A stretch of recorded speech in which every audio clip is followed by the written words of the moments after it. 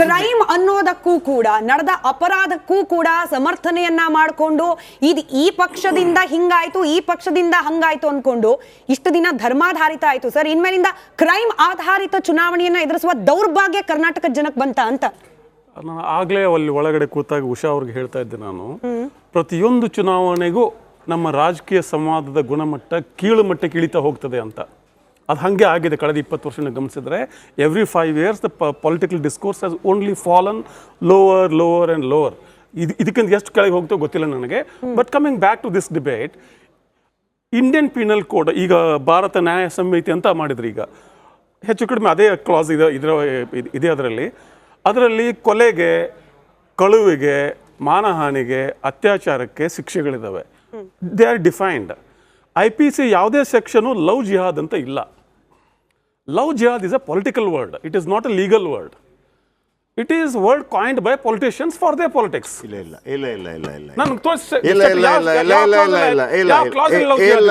ಯಾವ ಕ್ಲಾಸ್ ಅಲ್ಲಿ ಇದೆ? ಲವ್ ಜಿಹಾದ್ ಅನ್ನುವಂತ ಪದವನ್ನ ಬಳಸಿದ್ದು ಕೇರಳ ಸರ್ಕಾರ ಬಳಸಿದ್ದು, ಉಮ್ಮನ್ಚಾಂಡಿ ನಿಮ್ಮದೇ ಕಾಂಗ್ರೆಸ್ ಸರ್ಕಾರ ಬಳಸಿದ್ದು, ಕಾಂಗ್ರೆಸ್ ಸರ್ಕಾರ ಅದು ಕೂಡ ವಿಧಾನಸಭೆಯ ಒಳಗಡೆ ಅದನ್ನ ಬಳಸಿದ್ದು.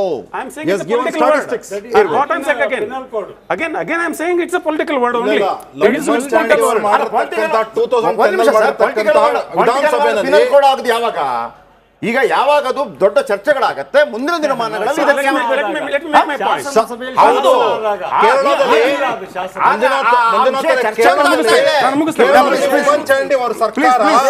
ಸರ್ಕಾರ ಕ್ಲಿಯರ್ ಕಟ್ ಆಗಿ ಡಿಫೈನ್ ಮಾಡುತ್ತೆ ಲವ್ ಜಿಹಾದ್ ಅಂದ್ರೆ ಏನು, ನಾವೆಲ್ಲ ಹೇಳ್ತಿರೋದು. ಅರ್ಥ ಮಾಡ್ಕೊಳ್ಳಿ, ಕೇರಳ ವಿಧಾನಸಭೆಯಲ್ಲಿ ಉಮ್ಮನ್ಚಾಂಡಿ ಅವರ ಸರ್ಕಾರ ಲವ್ ಜಿಹಾದ್ ನ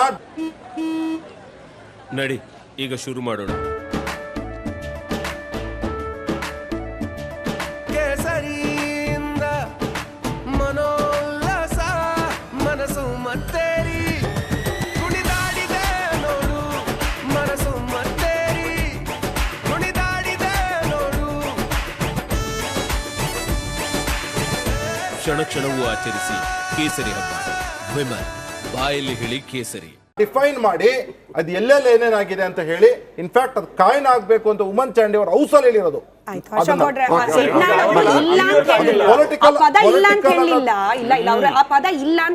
ಅ ಪೊಲಿಟಿಕಲ್ ವರ್ಡ್. ಇನ್ನು IPC ಅಡಿಯಲ್ಲಿ ಶಿಕ್ಷಾರ್ಹ ಅನ್ನೋ ರೀತಿಯಲ್ಲಿ ಅದಕ್ಕೆ ಸಪರೇಟ್ ಆಗಿ ಕಾನೂನಿಲ್ಲ ಅಂತ ಹೇಳಿ. ಒಂದು ಕೊಲೆ ಆಗಿದೆ, ಕೊಲೆ ಆದ 1 ಗಂಟೆ ಒಳಗನೆ ಅರೆಸ್ಟ್ ಆಗಿದ್ದಾನೆ ಆರೋಪಿ.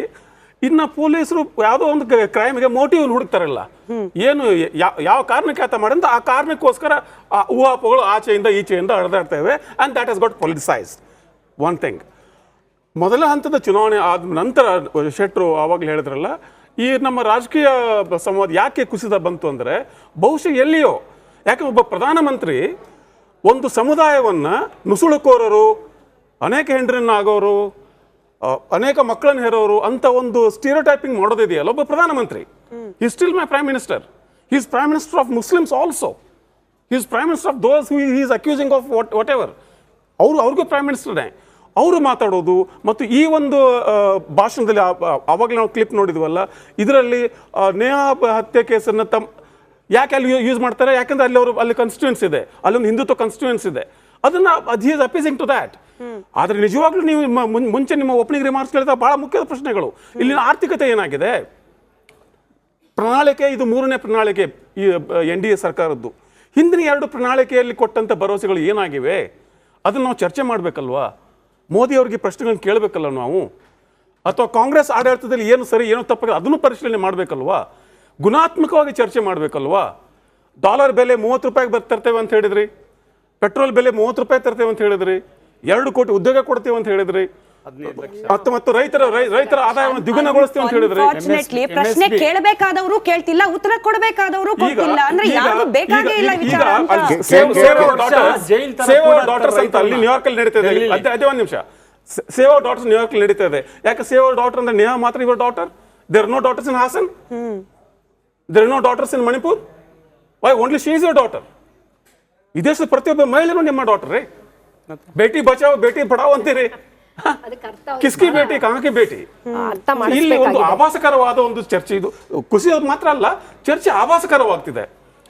ಈಗ ಯಾಕೆ ಬಿಜೆಪಿ ಹೋಗ್ತಾರೋ ಜಾಸ್ತಿ ಚರ್ಚೆ ಮಾಡೋದಿಲ್ಲ ಹಾಸನದ ಬಗ್ಗೆ ಅಂದ್ರೆ ಈ ಆಲ್ರೆಡಿ ಹಾಸನ ವೈಯಕ್ತಿಕವಾಗಿ ಯಾರೋ ಒಬ್ಬ MP ಆತನ ಸುತ್ತ ಬಂದಿರುವ ಅತ್ಯಂತ ಅಸಹ್ಯ ಅನಿಸುವಂತಹ ಆರೋಪ, ನಾನು ಮತ್ತೆ ಹೇಳ್ತಿದ್ದೀನಿ, ಆರೋಪದ ಬಗ್ಗೆ ನಾವು ಚರ್ಚೆ ಮಾಡ್ತಿಲ್ಲ. ಯಾಕಂದ್ರೆ ಬರ್ಲಿ ಸರ್, ತನಿಖೆ ಬರ್ಲಿ, ತನಿಖೆ ಆದ್ಮೇಲೆ ಏನ್ ಬರುತ್ತೆ ತಪ್ಪು ಸರಿ ಅವಾಗ ಕುತ್ಕೊಂಡು ಚರ್ಚೆ ಮಾಡೋಣ. ನಾವಿಲ್ಲಿ ಒಂದು MP ಪ್ರಕರಣ, ಒಂದು ನೇಹಾ ಪ್ರಕರಣ ಅಲ್ಲ, ಎಲ್ಲಿ ಹೋಗ್ತಿದೆ ಚುನಾವಣೆ ದಿಕ್ಕು ಸರ್. ನಮ್ಮ ಇವತ್ತಿನ ಡಿಬೇಟ್ ಹೌದು ಸರ್, ನೇಹಾ ಕೂಡ ಈ ಭಾರತದ ಹೆಣ್ಣು ಮಗಳ ಪ್ರತಿನಿಧಿ, ಆಕೆ ಕೂಡ ಒಬ್ಳು ಕಾಲೇಜ್ ಹೋಗ್ತಿರೋ ಸಾಮಾನ್ಯ ಹೆಣ್ಣು ಮಗಳ ಆಕೆ. ದಿಕ್ಕು ಎಲ್ಲಿ ಹೋಗ್ತಿದೆ ಸರ್ ನಮ್ಮ ಚುನಾವಣೆದು? ಎಲ್ಲಿ ಹೋಗ್ತಿದೆ ಸರ್ ಚುನಾವಣೆ ದಿಕ್ಕು? ನಿಮಗೂ ಬೇಕು ಅದೇ ಪಾಲಿಟಿಕ್ಸ್, ನಿಮಗೂ ಬೇಕು crime politics, crime based politics ನಿಮಗೂ ಬೇಕು, ಬಿಜೆಪಿಗರು ಬೇಕು, ಸಾಮಾನ್ಯ ಜನತೆ ಸೇಮ್ ಎಲ್ಲ ಜನಪ್ರತಿನಿಧಿ HYMT ಅನ್ನೋದೊಬ್ಬರು ಮಂತ್ರಿ ಕೂಡ ಇದ್ರು. ನಂತರ ಟಿಕೆಟ್ ಕೊಟ್ಟರು ಅವರಿಗೆ, ನಂತರ ಟಿಕೆಟ್ ಕೊಟ್ಟರು ಅವರಿಗೆ. ಯಾರೇ ಆಗಿರ್ಲಿ ಇವತ್ತು ರಾಜಕೀಯದಲ್ಲಿ ಅಂತ ವ್ಯಕ್ತಿಗಳಿಗೆ ಎಲ್ಲೂ ಸಹ ಅವ್ರನ್ನ ಸಮರ್ಥನೆ ಮಾಡ್ಕೋಬಾರ್ದು, ಅದು ಯಾವುದೇ ವ್ಯಕ್ತಿಗಳಾಗಿರ್ಲಿ. ಇಲ್ಲಿ ನಡೆಯುವಂಥದ್ದು ಈ ಎಲೆಕ್ಷನ್ ವಿಚಾರಕ್ಕೆ ಬರೋದಾದ್ರೆ, ಈಗ ತಾನೇ ಬಹಳ ಅದ್ಭುತವಾಗಿ ಹೇಳ್ತಿದ್ರಿ, ಡೆವಲಪ್ಮೆಂಟ್ಗಳಾಗಿರ್ಬೋದು ಅಥವಾ ಮ್ಯಾನಿಫೆಸ್ಟೋಗಳು ನಾವು ಎಲ್ಲಿ ನೋಡ್ತಾ ಇದ್ದೀವಿ. ಬಹಳ ಬೇಸರ ಆಗುತ್ತೆ. ಪ್ರಧಾನಮಂತ್ರಿ ಅವರು 4 ಬಾರಿ ಬರ್ತಾರೆ, ನೇಹಾ ಅವರು ವಿಚಾರವನ್ನ 3 ಬಾರಿ ತೆಗಿತಾರೆ ಅಂತ ಹೇಳಿದ್ರೆ, ಹಾಗಾದ್ರೆ ನಿನ್ನೆ ಮೊನ್ನೆ ನಡೀತಿರುವಂತಹ ಘಟನೆಗಳ ಬಗ್ಗೆ ನೀವೆಲ್ಲೂ ಮಾತಾಡೋದಿಲ್ಲ. ಅಟ್ಲೀಸ್ಟ್ ಕೇಳ್ತಿರುವಂತ ಪ್ರಶ್ನೆಗೆ ನೀವೇ ಉತ್ತರ ಕೊಡ್ತಾ ಇಲ್ಲ. ನೀವೇ ಸ್ವತಃ ಬಂದು ಆ ಒಂದು ರೇಪಿಸ್ಟ್ ಪರವಾಗಿ ನೀವು ಮತವನ್ನ ಯಾಚನೆ ಮಾಡೋದಕ್ಕೆ ಬಂದು ಇಲ್ಲಿ ನೀವು ಎಲೆಕ್ಷನ್ ಕ್ಯಾಂಪೇನ್ ಅನ್ನ ಮಾಡ್ತೀರಾ, ಅದ್ರ ಬಗ್ಗೆ ಮಾತಾಡ್ತಿಲ್ಲ ಯಾರೂ ಸಹ. ಅದ್ರ ಬಗ್ಗೆ ಇವತ್ತು ಉತ್ತರ ಕೊಡ್ತಿಲ್ಲ. ಕೇವಲ ನೇಹಾಗೆ ಬಹಳ ಗೌರವದಿಂದ ನಮ್ಮ ಪಕ್ಷವೂ ಸಹ ಇದಕ್ಕೆ ನಾವು ಸ್ಪಂದಿಸಿದ್ವಿ, ಹೋಗಿ ಭೇಟಿ ಮಾಡಿದೀವಿ, ಅವರಿಗೆ ನಾವು ಹೋರಾಟಗಳನ್ನು ಮಾಡಿದ್ವಿ. ಖಂಡಿತವಾಗ್ಲೂ ಇವತ್ತು ಯಾರೇ ಅಪರಾಧಿಗೆ ಅಲ್ಲಿ ಶಿಕ್ಷೆ ಆಗ್ಲೇಬೇಕು. ಎಂತ ಶಿಕ್ಷೆ ಅಂತ ಹೇಳಿದ್ರೆ, ಮುಂದಿನ ದಿನಗಳಲ್ಲಿ ಯಾರಿಗೆ ಹೆಣ್ಣು ಮಕ್ಕಳು ತಂಟೆಗೆ ಹೋಗೋದಕ್ಕೆ ಭಯ ಪಡಬೇಕು ಅಂತ ಒಂದು ಶಿಕ್ಷೆಗಳನ್ನ ತಗೊಂಡ್ ಬರ್ಲಿ. ನಾ ಇನ್ನೊಂದು ಡೇಟಾ ಹೇಳಕ್ ಇಷ್ಟಪಡ್ತೀನಿ. 2011ರಲ್ಲಿ 2,20,000 ಅಷ್ಟು ಸುಮಾರು ವುಮೆನ್ ಕ್ರೈಮ್ ಇತ್ತು ರೇಟ್ಸ್. ಆದ್ರೆ ಅದು 10 ವರ್ಷಗಳಲ್ಲಿ 85% ಹೆಚ್ಚಾಗಿದೆ. ಅದ್ರ ಬಗ್ಗೆ ಯಾರಾದ್ರೂ ಮಾತಾಡ್ತಿದಾರಾ? ನ್ಯಾಷನಲ್ ಕ್ರೈಮ್ ರಿಪೋರ್ಟ್ಸ್ ಬ್ಯೂರೋ ಕಡೆಯಿಂದ ಬಂದಿರೋದು. ಅದ್ರ ಬಗ್ಗೆ ಯಾರಾದ್ರೂ ಮಾತಾಡ್ತಿದಾರಾ? ಒಂದು ದಿನಕ್ಕೆ 86 ರೇಪ್ ಕೇಸ್ಗಳು ಆಗ್ತಾ ಇದಾವೆ. ಎಷ್ಟು 50ಕ್ಕಿಂತ ಹೆಚ್ಚು FIR ಗಳು ಆಗ್ತಾ ಇದಾವೆ. ಅದಿರ್ಲಿ, ಬ್ರಿಜ್ ಭೂಷಣ್ ಕೇಸ್ ಎಷ್ಟು ದಿನಗಳ ಕಾಲ ಅಲ್ಲಿ ಆ ಒಂದು ಒಲಿಂಪಿಕ್ ಆಡಿದಂತಹ ಒಬ್ಬ ಆಕೆ ಅವರು ಸಾಕ್ಷಿ ಅವರೆಲ್ಲ ಕೂತಿರ್ತಾರಲ್ಲ, ಅವರಿಗೊಂದು ನ್ಯಾಯ ಒದಗಿಸ್ಕೊಡ್ತಾರಾ? ಅದ್ರ ಬಗ್ಗೆ ಮಾತಾಡೋದಿಲ್ಲ. ಅಂತವರಿಗೆ ಇವರು ಸಪೋರ್ಟ್ ಮಾಡ್ತಾ ಕೂತಾರೆ. ಮಣಿಪುರ್ ಇಡೀ ದೇಶಾದ್ಯಂತ ವಿಶ್ವಾದ್ಯಂತ ಮಣಿಪುರ್ ಬಗ್ಗೆ ಮಾತಾಡಿದ್ರು. ಒಂದು ಸರಿ ಹೋಗಿ ಭೇಟಿ ಮಾಡಿದ್ರೆ, ಈಗ ಅಮಿತ್ ಶಾ ಅವರು ಖುದ್ದಾಗಿ ನೇಹಾ ಅವ್ರ ಮನೆಗೆ ಬರ್ತಾ ಇದಾರೆ. ಬಹಳ ಸಂತೋಷ, ನೇಹಾ ಅವ್ರ ಮನೆಗೆ ಬರ್ಲಿ, ನ್ಯಾಯ ದೊರಕಿಸ್ಕೊಡ್ಲಿ, ಅದೇನ್ ವಿಚಾರಣೆ ನಡೀಲಿ.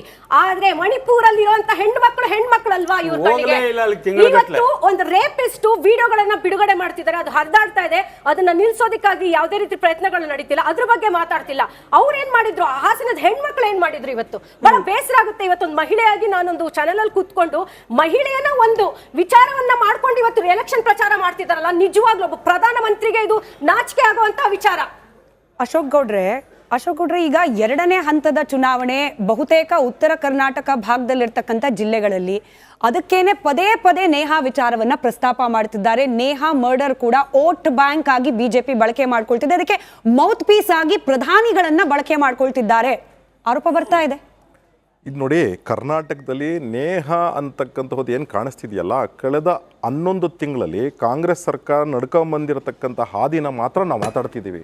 ವೆದರ್ ಇಟ್ ವಾಸ್ ಆನ್ಗಲ್ ಇರಬಹುದು, ವೆದರ್ ಇಟ್ ವಾಸ್ ಬೆಳಗಾವಿನಲ್ಲಿ ಆಗ್ತಂತಹ ಆ ಮಹಿಳೆಯ ಮೇಲೆ ದೌರ್ಜನ್ಯ ಇರಬಹುದು, ಅಥವಾ ಟಾಯ್ಲೆಟ್ಗೆ ಕ್ಲೀನಿಂಗ್ಗೆ ವಿದ್ಯಾರ್ಥಿಗಳನ್ನ ಬಳಸ್ಕೊಂಡಿರ್ಬೋದು, ಅಥವಾ ಶ್ರೀಕಾಂತ್ ಪೂಜಾರಿಯ ಅರೆಸ್ಟ್ ಇರಬಹುದು, ಅಥವಾ ಮಂಡ್ಯದಲ್ಲಾದಂತಹ ಹನುಮಾನ್ ಧ್ವಜ ಇರಬಹುದು, ಅಥವಾ ನೀವು ಈ 1-2 ವಿಚಾರಗಳು ಕರ್ನಾಟಕ ಕಾಂಗ್ರೆಸ್ ಸರ್ಕಾರ ಲಾ ಆ್ಯಂಡ್ ಆರ್ಡರ್ನ ಯಾವ ರೀತಿ ನಡೆಸ್ಕೊಂಡಿದೆ ಅನ್ನತಕ್ಕಂಥ ಉದಾಹರಣೆ ಎಲ್ಲಿಂದ ಸಿಗುತ್ತೆ ಅಂದರೆ, ಯಾವಾಗ ಇವ್ರು ಹೇಳ್ತಾರೆ ನಿಮ್ಮಿಂದಲೇ ಸರ್ಕಾರ, ನಿಮ್ಮ ಋಣ ನಮ್ಮ ಮೇಲಿದೆ ಅಂತ, ಆವಾಗ ಅಟ್ಟಹಾಸ ಏನು ಮೆರಿತಿದ್ದಾರೆ ಜನ, ಅದರ ವಿರೋಧ ನಾವು ಮಾತಾಡ್ತಿದ್ದೀವಿ. ನೋಡಿ, ಎಲ್ಲರೂ ಅಂದರೆ ನಿಮ್ಗೆ ಯಾರೂ ಬೇರೆ ಯಾವ ಧರ್ಮದವರು ಓಟ್ ಹಾಕಿಲ್ವಾ? ಒಂದೇ ಧರ್ಮದವ್ರು ಓಟ್ ಹಾಕಿ ನಿಮ್ಮನ್ನ ಸರ್ಕಾರ ತಂದ್ರ? ನಿಮ್ಮ ಋಣ ನಮ್ಮ ಮೇಲಿದೆ ಅನ್ನಕ್ಕೆ ಆಯ್ತು, ಇರ್ಲಿ ಮಂಜುನಾಥ್ ಅವರೇ 1 ನಿಮಿಷ. ಅದಾದ್ಮೇಲೆ ನೇಹಾ ಅವರ ಅಪ್ಪ ಕ್ಲಿಯರ್ ಕಟ್ ಆಗಿ ಹೇಳಿದ್ದಾರೆ, ಎಲ್ಲೂ ಹೇಳಿಲ್ಲಪ್ಪ ಇದು ಲವ್ ಜಿಹಾದ್ ಅಲ್ಲ ಅಂತ, ಎಲ್ಲೂ ಹೇಳಿಲ್ಲ, ಲವ್ ಜಿಹಾದೇ ಇದು ಅಂತ ಹೇಳಿದ್ದಾರೆ. ಅದಾದ್ಮೇಲೆ ತನಿಖೆ ಇನ್ನು ಯಾವ ಹಂತದಲ್ಲಿದೆ? ಇನ್ನು ಬಿಗಿನಿಂಗ್ ಆಗ್ತಾ ಇದೆ. ತನಿಖೆ ಆಗಿ ಕ್ಲಿಯರ್ ಕಟ್ ಆಗಿ ಬರಲಿ.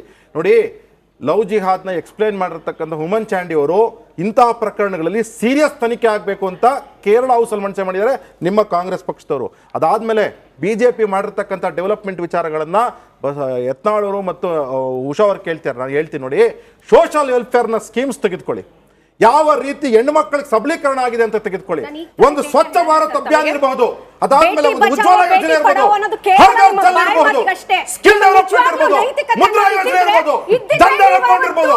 ಪ್ರತಿಯೊಂದರಿಂದ ನನ್ನ ಹೆಣ್ಣು ಮಕ್ಕಳಿಗೆ 4 ರಿಂದ 5 ಸಾವಿರ ರೂಪಾಯಿ ಸ್ವಂತವಾಗಿ ಸಂಪಾದನೆ ಮಾಡ್ಕೊಳ್ತಿರ್ತಕ್ಕಂಥದ್ದಾಗಿದೆ. ಅದಾದ್ಮೇಲೆ ಇನ್ಫ್ರಾಸ್ಟ್ರಕ್ಚರ್ ಡೆವಲಪ್ಮೆಂಟ್ ತೆಗೆದುಕೊಂಡ್ರೆ 65 ವರ್ಷ ಇವತ್ತು ಭಾರತದಲ್ಲಾಗಿದೆ. ಎಲೆಕ್ಟ್ರಿಫಿಕೇಶನ್ ಅಲ್ಲಿ ತೆಗೆದುಕೊಳ್ಳಿ, ಕರ್ನಾಟಕದಲ್ಲಿ ಅನೇಕ ಹಳ್ಳಿಗಳಲ್ಲಿ ವಿದ್ಯುತ್ ಆಗಿಲ್ಲ. 1907ರಲ್ಲಿ ಮೊದಲ ಬಾರಿ ಕರ್ನಾಟಕದಲ್ಲಿ ವಿದ್ಯುತ್ಕರಣ ಆಗಿತ್ತು. ಆದ್ರೆ ಅನೇಕ ಹಳ್ಳಿಗಳಲ್ಲಿ ವಿದ್ಯುತ್ಕರಣ ಆಗಿಲ್ಲ. ಅಪರಾಧ ಮಾಡಿ ನಿಮ್ಮ ಆಳ್ವಿಕೆಯ ಸರ್ಕಾರದಲ್ಲಿ ಹೆಣ್ಮಕ್ಳನ್ನ ರೇಪ್ ಮಾಡಿ ಉಲ್ಟಾ ನೇತಾಕ್ತಾರೆ. ಆಯ್ತಾಯ್ತಾಯ್ತಾಯ್ತಾಯ್ತಾಯ್ತು. ಉಷಾ ಅವರೇ, ಅಶೋಕ್ ಗೌಡ್ರೆ, ವಾಟರ್ ಬ್ರೇಕ್